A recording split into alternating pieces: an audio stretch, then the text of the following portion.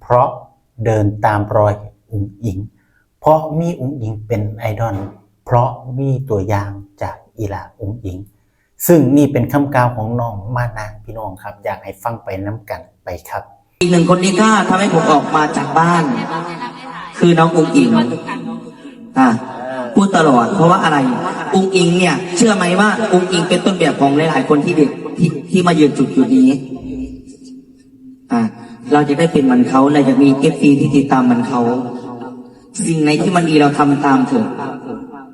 แต่สิ่งที่เขาจะภูมิใจเอฟซีเขาจะภูมิใจคือเราทำตามในสิ่งที่น้องอุ๋งอิงทำดีน้องอุ๋งอิงจะเป็นต้นแบบให้ครับหลายๆคนครับขอแค่นี้มองไม่ยังหลายกันแล้วก็ที่ลืมไม่ได้คือสาวน้อยพี่นัทแกงแล้วก็บอสโจซอนดแล้วก็ทีมงานที่อยู่เบื้องหลังคุณครูแค่นี้นะเขาพูดแค่นี้นี่แหละครับพี่น้องครับทัศนคติของน้องมานะวิธีคิดของน้องมานะที่ประสบความสำเร็จอยู่นี่น้องเป็นคนน่ารักบอกตรงๆนะครับและเด็กคนนี้ไม่เคยลืมบุญคุณของใครแม้แต่คนเดียวพี่น้องและเขามีทัศนคติคิดที่บวกมากๆนะครับทั้งหมดทั้งมวลที่น้องมานะได้กล่าวมาได้เอ่ยมาเราจะเห็นว่าทุกคนนะครับที่เขามาอยู่กับสาวน้อยเพชรบ้านแพงหลังๆมาเนาะโดยเฉพาะเด็กรุ่นใหม่นะครับ